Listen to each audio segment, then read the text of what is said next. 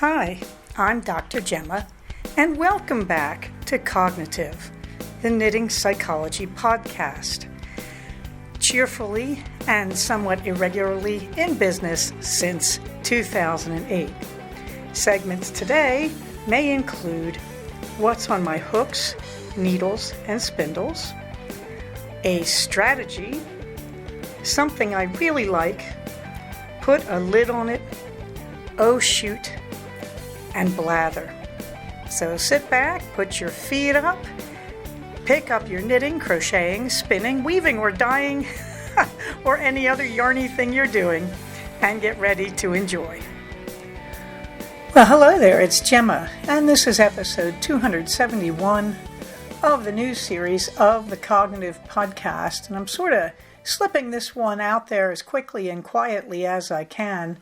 I don't have a lot to say because I was sick all week, but I still wanted to put some of the news out there just for the heck of it. So I always say this and then I record a long episode so everybody get your sense of humor lined up. So it says in the show notes this episode will release on February 7th, but now I think it's likely to release more on the 5th. At any rate, your comments are very welcome. Please feel free to comment on the blog at cognitivepodcast.blogspot.com, or you can comment on our group on Ravelry. In the warm thanks department, warm thanks to the people of Minnesota, because our hearts are with you, and in some cases our family.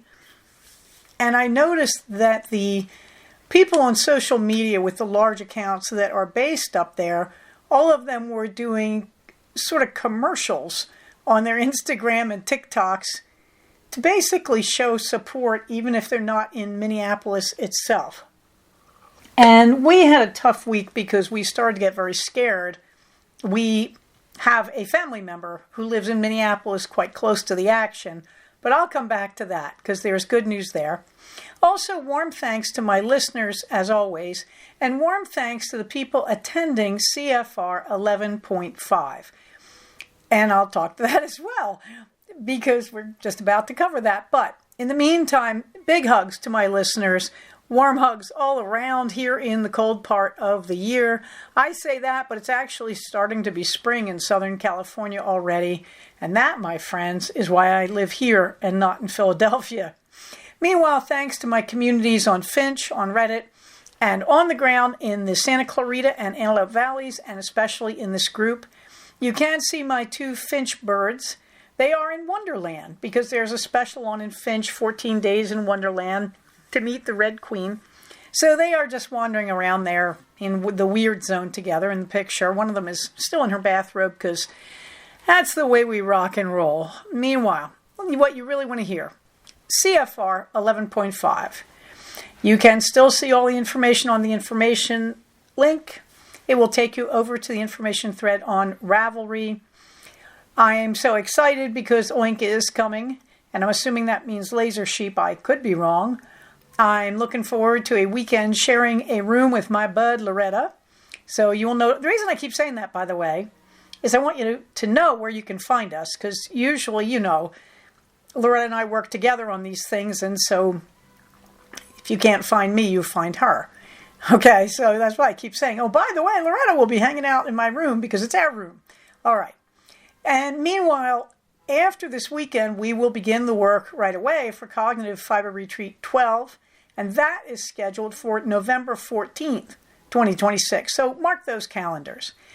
In the news of CFR, well, I was just in the pits and then realized Oink is coming, and I ordered yarn from them, and they are going to hopefully bring it. And now it seems they may not have had it dyed. So we'll see if I get that yarn or not. But I am really hoping to get a sweater's worth of a bulky weight yarn. Come on, Oink. You can do it. All right. The registration information that is there for CFR 11.5, that is going to be the same for CFR 12, but you know that. And Loretta was excited. She was teaching her group, her school kids in her crocheting group, how to do magic circles, which is a unique form of pain to crochet in which you do the beginning of an object that's going to be round, like an amigurumi, a stuffed animal or a cup holder or a cup or anything like that. So she was very excited because she's got them doing that. She just messaged me. So Loretta, you heard it here first. I did get your message. And apart from that, we're getting ready to go to CFR 11.5. And I'm starting to look around my room and realize the things I have to remember to take. I have to make my list. Let's be really honest here.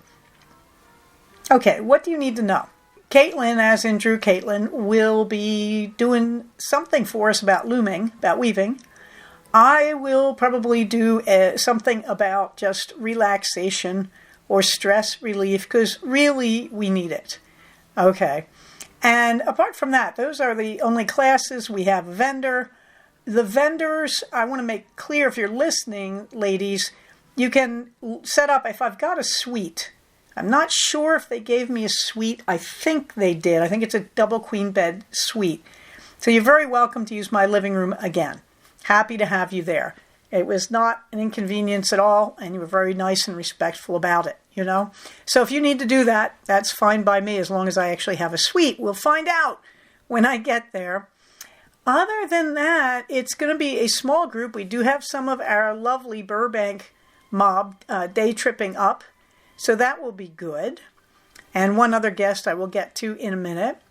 But what is on my hooks and needle? Well, I haven't finished anything, and the stash toss for 2026 remains at 3 skeins in and 2 skeins out. But that's about to change. I'm getting pretty excited about that.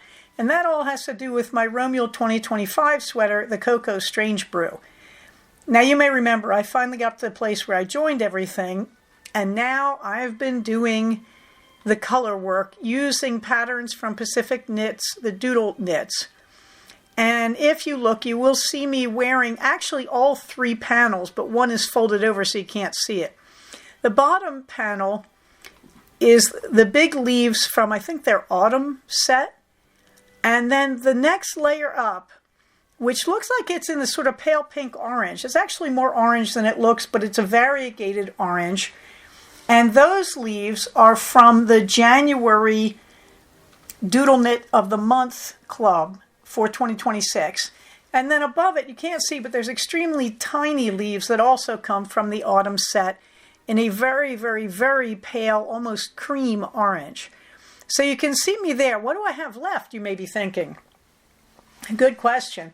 I believe I'm going to add a few rows around the neck of just more geometrics in my 3 orange colors to sort of, you know, just have a thematic tie-in at the top of the neck. And then I have about 1.5 inches of neck ribbing to go. Now, when I got up to this part, it said do these 3 panels, and I did them. Now, I got gauge for the stitches, you know, how many per inch. That worked out really well. Where I didn't get gauge was the row count. So mine came out using the number of rows in the Strange Brew. Mine looks like it's short a few rows. And they say, well, just rip back and add more. No. No. Because the fit is really good. I don't want to rip back. I just want the neck to extend a little further up than it looks like it's going to. Things to know. I did not stick to the number of rows. In the first panel with the big darker orange leaves that are actually the Sunset colorway in Malabrigo, I believe I added 3 extra rows there, including a little row of dots to start the yoke, to give it a boundary at the bottom. And I did another row of those dots in between. On the second panel, which in the picture shows as a more pale orange leaf, the oak leaves, I believe I added 3 rows. So you can see I've already added about 6 rows, and yet I'm still not coming out to the depth that they tell me I should have. I'm about, like 1 inch shy. So they say at this point, well, measure that, try it on, and then rip back if you want to. Well, I tried it on with all 3 panels of the color work done. That is the bottommost picture in the What's on My Hooks and Needles section there.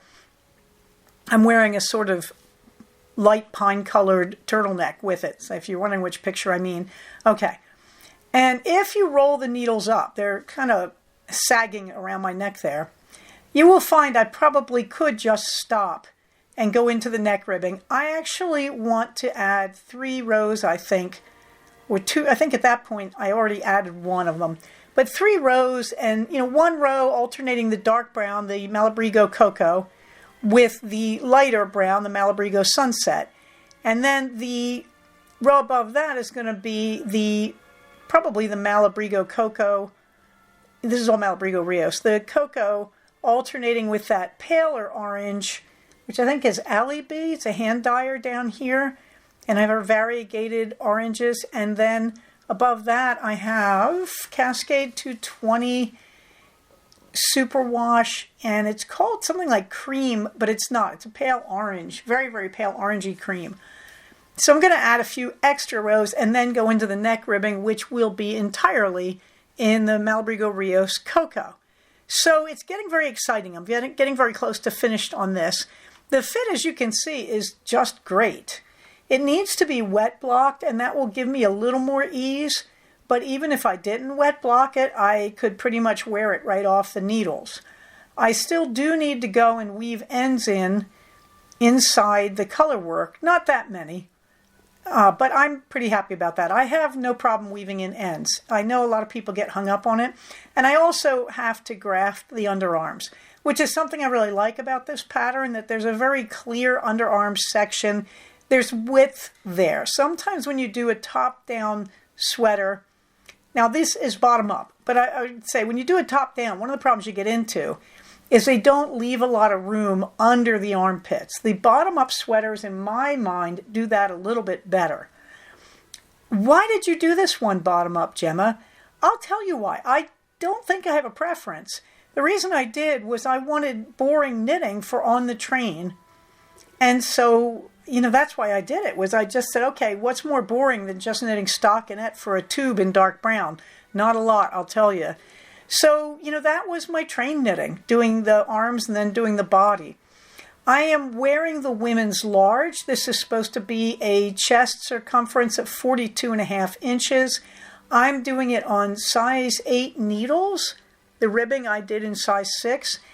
And I'm getting a pretty fitted look, and I have about a 40-inch bust.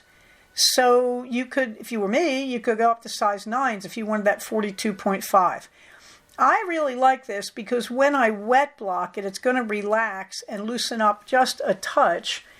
It's just about perfect where it is. If it loosens a little bit with a wet blocking, that'll be even better. But I'm one happy camper because, like I said, the fit right now is good. The arms, each arm is 19 inches up to where you join it for the yoke with the tube of the body. The tube of the body is 18 inches. If I were to change anything on this, I don't think I would. I might make the body 19 or even 20 inches because I like a little extra length there. But really, this, for a right off the pattern fit, worked really, really well. And I'm pretty happy. Now, if I go to size 9 needles, my gauge will be off. Strangely, I'm getting gauge, and yet I'm a 40-inch chest, and it's pretty fitted on me. So I don't know what to say about that. Because when I measured it all over the place, I was getting gauge. So that's on size 8 needles for most of that pattern. So as you can see, I'm a pretty happy camper. It's very, very handsome. It's a very nice sweater. It's doing exactly what I wanted it to do. The Coral Strange Brew, sleeve number 2 is finished. And I am now on the body. And the coral, I'm doing bottom up. Same thing. I'm doing a Strange Brew here. Because I just wanted to get that bright coral out of my stash. And the body, I have 4 inches of ribbing done. And I would say right now I have 2 more inches of the body. So I would say in total I've got about 6 inches of the body so far. And I'm really pleased with that. Again, it's my popcorn knitting. The Dizzy Laser socks, haven't done too much with them. I'm on the foot of the first sock. That is Laser Sheep and Dizzy Blonde yarns. Vestuary 2026, I have links for a really wonderful video by the Shetland Trader about steeking armholes for a stranded pattern vest. A good thing to find. And also I have a really good discussion of how you reinforce and cut a steek by Brooklyn Tweed. These are both really helpful. One thing I did learn is, I think I said last week, you do put underarm stitches on a stitch holder as live stitches. It makes it easier when you're going around doing the armhole border pattern. Yes, you're still going to shape the armhole. I'm at the point now, I'm finishing the armhole shaping, and then you head for 9 inches total of armhole before you start shaping the top of the armhole. I also have to look up how you do that neckline. Quilt squares, haven't done a thing. Got 69 finished. I'd like to do 100 of those. They're just kind of stalled, but I'm not worried about them because right now I'm just not focused on that, and I'm not focused on spinning. Am I bringing wheels to CFR? I don't think so. Nobody was expressing interest except Marianne, and I don't think she's coming. I think she hurt her back, which is a bit of a downer. So that leaves us at the fact that I may bring a loom if I have the time to pull out the pieces, but I'm now going to move on to the strategy. So I told you this would be kind of short and sweet. I got a wretched cold last week. I know I picked it up on Sunday on the train. I'm not going to explain how I know I did, but I did. So by Tuesday night, I was feeling bad. By Wednesday, I felt like warmed over dead and was losing my voice. So what happened was I got halfway through Thursday and was feverish and losing my voice, and so I stopped and did not do my 2 Thursday afternoon patients and took Friday off. Because I really decided I'm going to be healthy for CFR 11.5. I am not going to push this. I am going to get better and then do CFR.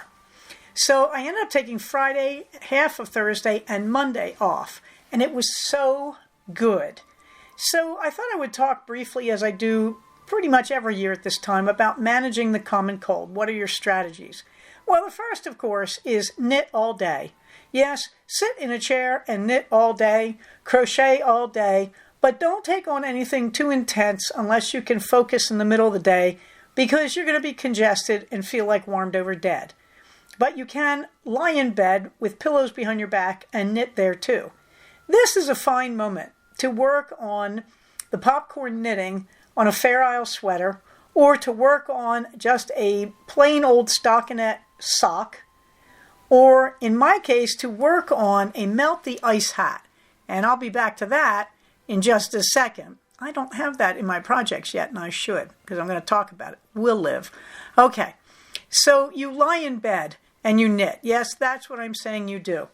In the meantime, you want to test for COVID right away, the minute you start having respiratory stuff, because they will only give you Paxlovid, the COVID miracle drug, in the first few days of symptoms. So do not hang on, as some of us have been known to do, and say, I'll wait a week and then test for COVID. Don't do that. You won't be able to get the miracle drug. Just test for COVID right away. It's worth it. The next thing in your strategy is the neti pot. Now, someone told me they have a machine to rinse their sinuses. Really? You mechanized that? Seriously? No.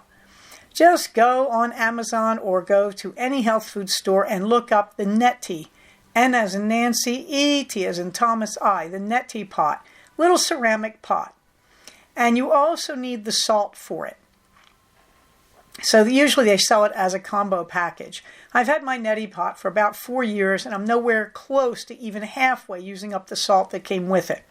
And the salt comes with a little scoop. What do? Put a little scoop of salt in your neti pot, then put body temperature water in the pot. That means you stick your finger into the water and you really can't notice that your finger is in water because it's the same temperature as your finger. So do not boil the water for the neti pot unless you like pain. All right, so you put in body temperature water, 98.6 Fahrenheit, and then you're going to lean over your sink and you're going to pour it up one nostril, and you block the nostril with the nose of the spout of the neti pot. You block your nostril with it and pour water into that nostril, and it'll just go up into your sinuses and rinse out all the goo and make it go out the other side. So you do half your pot on one nostril and then do half your pot on the other. Why salt water? Because the inside of your nose is basically that environment. If you just put warm water up your nose, you're going to dry out your sinus passages. You don't want to do that. So you need a little bit of salt in there. Okay? And all sorts of goo will come out of your nose. What's important here? When you get sick and you have a nasal problem, your sinuses exist in your head to balance the air pressure between the inside of your head where your brain lives and the outside, the regular air. That's what we have sinuses for. Okay? You want to keep those puppies clear so that your brain doesn't implode or explode. All right, so having said that, when the sinuses begin to congest, they start running, they start making mucus. The mucus is trying to drain irritants out of the inside of your sinus. However, they go crazy in a cold and they just keep draining, keep filling up and draining, filling up and draining. If you're not careful, they fill up and they kind of start getting packed into the sinuses. So you get this pile up of hardened snot, boogers if you're British, inside your sinuses. And that's what you're melting with this warm water in the neti pot. You're basically rinsing all that goo out. Bonus points, if there's pollen up there, you're rinsing that out too, which is why you also want a neti pot if you have allergies to grass or wheat or anything like that. You want to rinse the pollen out periodically with a neti pot. So if you have any of these problems, you should have a neti pot on hand. Neti pot in the morning when you wake up and once before bed at a minimum. Any other time during the day when you're feeling congested or sinus pain or discomfort. Cough drops. Ricola, no sugar. They have a lovely lemon flavor and just a sort of generic herbal flavor. I really like the lemon mint flavor. I've been using those. Just use them a lot. They're not going to hurt you. They're basically candy, but they don't have a whole lot of preservatives and goo in them. So this is the Ricola cough drops I'm recommending with no sugar. Meanwhile, you want to take a lot of warm baths with Epsom salt, a lot of Epsom salt. You're trying to rebuild your electrolytes from the outside because your skin will absorb the magnesium from the Epsom salts. So what you're doing is you're warming your whole body by putting it in warm water for a long soak, and you're also replenishing from the outside your magnesium so that you are getting some electrolytes back because you're losing electrolytes as your nose is running all day and you're sneezing. You also want to sleep as much as you can. You really just want to let your body rest and catch up on things. Also, at night, in the very beginning, you're probably congested, have a runny nose, sore throat, and all that. So you're not going to sleep well. So it is important to just stop and let yourself sleep when you have a cold. And then you want constant liquid herbal tea or water. Stay away from sugar. It's not a good time to be using sugar. It will eventually contribute to drying you out. Don't do that. Just try herbal tea. You can sweeten it with just a touch of stevia if you must. And you also just want to drink water, iced tea, hot tea, whatever works for you. But you really want to make sure you're hydrating. If you're taking the hot Epsom salt baths, you really want to make sure you have cool water with you to sip while you're in the bathtub. So that's really the common cold. We do know that if you start taking zinc supplements early in a cold, that will tend to shorten the length of a cold by 1 to 2 days. So the zinc supplements also work. Vitamin C is also a good additive. So there's your strategy about how you get through the common cold, but don't forget the first rule, just knit all day, okay? Oh shoot, nothing much happening because I was sick. Upcoming, we're heading for Mardi Gras Madness on March 1st. Let's see if I can make it round the course. In the fluffy books, I finished reading A Fellowship of Games and Fables. I started A Fellowship of Curses and Cats. Games and Fables was very sweet and very endearing. I quite liked it. I like Librarians and Dragons best because I just like the two leads. But in Games and Fables, you do get to find out what happens to the fox character. I kind of like her because she's grouchy. What I really like is the way that everybody, despite personality quirks, gets integrated into a loving group of supportive friends in these books. It's kind of nice. A Fellowship of Curses and Cats. Jay Penner, the author, is really developing a fine sense of humor. And the books are getting more and more subtly funny as time goes on. So I did not like the first book, The Fellowship of Bakers and Magic. I thought it was, to use a British term, completely twee. However, I have liked these books more, and I'm actually working my way through the series. They're just very low action. They're pleasant to listen to at night when you're falling asleep. I finished The Retired Assassin's Guide to Country Gardening. I cannot say enough good things about it. I was listening to it on Audible. The narrator is perfect. He is the perfect voice. He does a great job. He can even do women's voices pretty creditably. So that's The Retired Assassin's Guide to Country Gardening. The delight of it is the internal voice of the assassin. I don't know what I was expecting, but she really nails it. It's just very funny. Something I really like, here it comes. My family's out of Minneapolis. I am so happy. My sister-in-law was living in Minneapolis, quite close to the action, we thought. We have had a really frightening week, worrying about her and trying to figure out what we could do for her. And this led to me pursuing the Melt the Ice hat patterns, and I'll come back to that because they're also something I like. But the most important thing was finding out this week, no, my sister-in-law sold her house. And she actually bought a trailer and a truck, and she's hauling it. So she is now about 3 miles up the road from me at a trailer park right here in beautiful downtown Southern California. And we've been seeing her every day and talking to her. And it's like, wow, I got a new sister. And she's safe. Oh, I am so grateful she is safe. We are all hotheads. And she really is struggling with her urge to go back and join the protests. And we're struggling with our urge to shoot out her tires and keep her here forever. However, in the meantime, you may remember last episode I mentioned the hats that people are knitting for the resistance, a la Pussy Hat, way back when.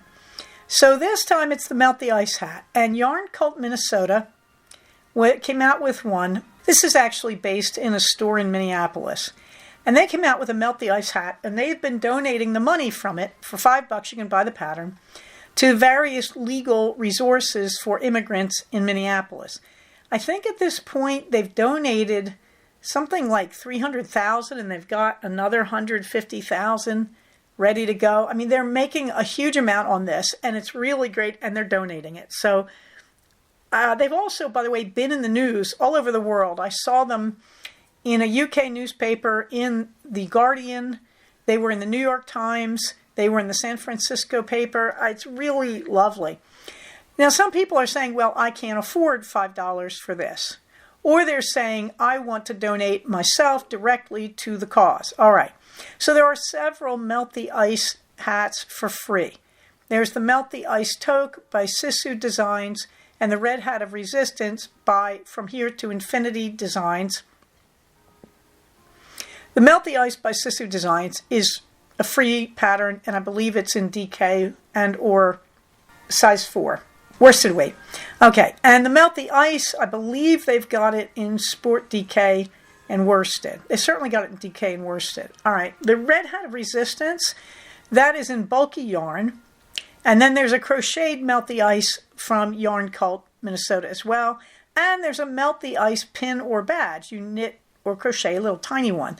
There's actually crocheted and knitted versions at this point. Okay, you can tell I've been trying to collect these. So finally, I just taught myself how to make a bundle on Ravelry.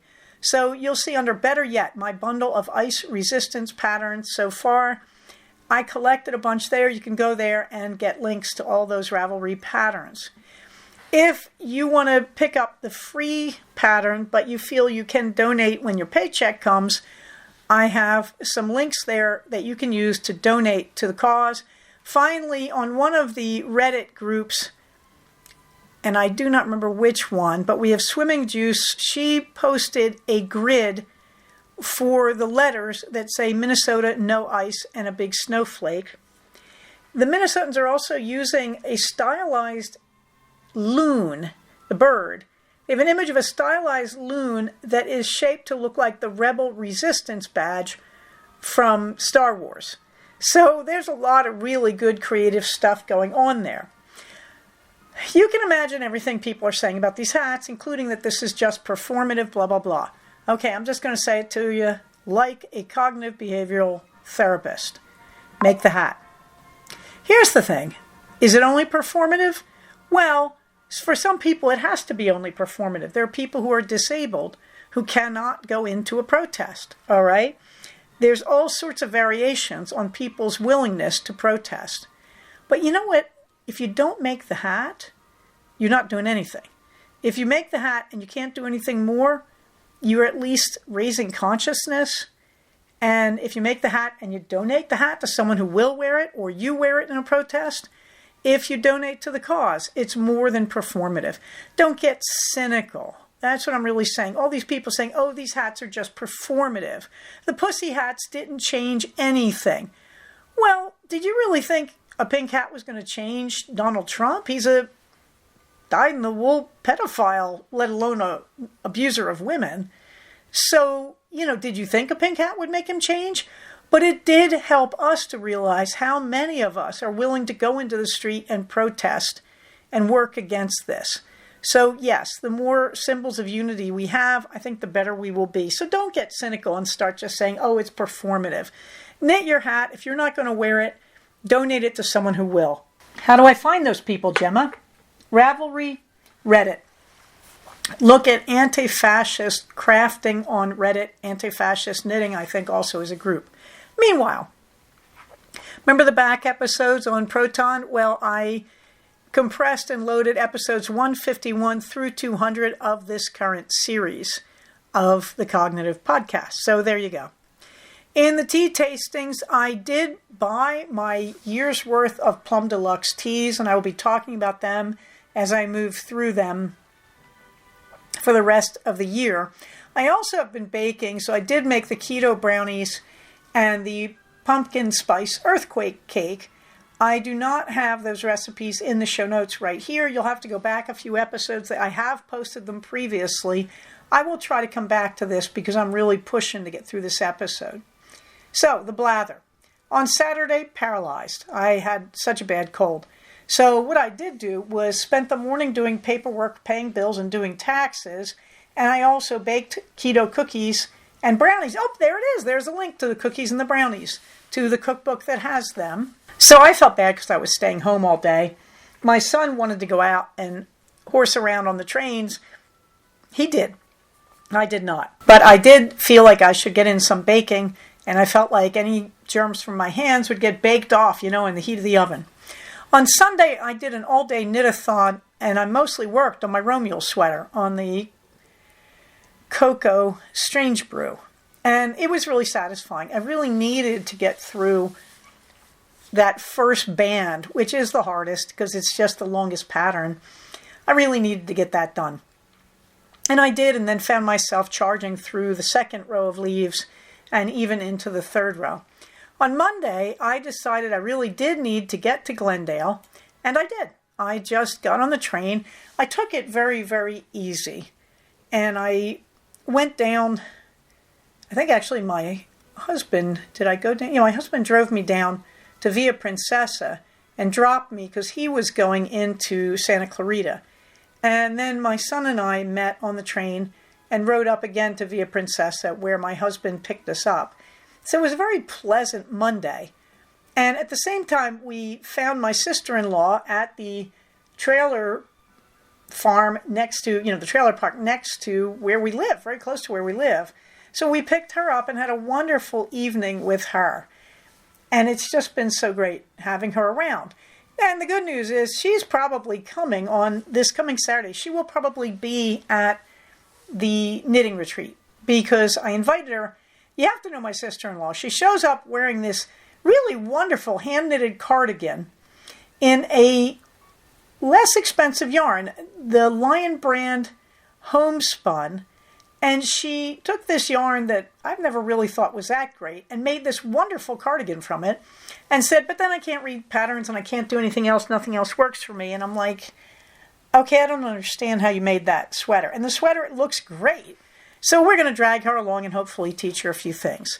Meanwhile, you can find in the show notes the usual links for our siblings in the LGBTQIA plus world so that they can get help if they need it. And remember, you don't have to be LGBTQIA plus or any of that to realize that mature adults do not allow other people to die just because we don't understand their life situation, okay? So, please try to understand. You don't get a death sentence for being different than the mainstream. That's what I just said. Meanwhile, you can find the community resources that I must desperately update, skills, techniques, my favorite buying resources to support my projects. You can find the hotline from the USC law students for people who are going to immigration court so that they can be protected from ICE at court. And you can also see information on the ICE Block app and how to report where ICE is in the community. You can see my calendar of races upcoming, but the next thing upcoming is CFR 11.5 on February 7th, this Saturday. Minerva gets the last word. You can see her lying next to my bathtub, staring out the window. What she's really doing is recommending that if you're getting the winter blahs, you should take some hot Epsom salt baths. Now, if you happen to have been born into a fur coat that does not remove during your lifetime, like Minerva, you don't need to be in the bathtub. You can sit next to it and breathe the humidity, and you'll probably feel better. I don't think she's being silly sitting next to my bathtub. I think she's actually enjoying the humid air, and it's probably helping her breathing and respiratory tract as well. I think cats probably enjoy that. But she is there because she loves me, and she loves my Epsom salt baths. And we both benefit from the same bath because, after all, here it comes, we are a community. And remember, when you support the community, you are supporting the individual. Having said that, everybody stay safe, take care of each other, and I will be seeing a few of you this weekend at CFR 11.5. I can't wait, my community, yay! Talk to you soon. Bye-bye. So we have come to the end of another episode of Cognitive. Please do not use this podcast to diagnose yourself. If you think you are having a mental health problem, please contact a licensed mental health professional. Show notes for these episodes can be found at cognitivepodcast, all one word, .blogspot.com. Episodes can be found at iTunes under the name Cognitive Podcast, but also can be found posted next to the show notes on the Blogspot page.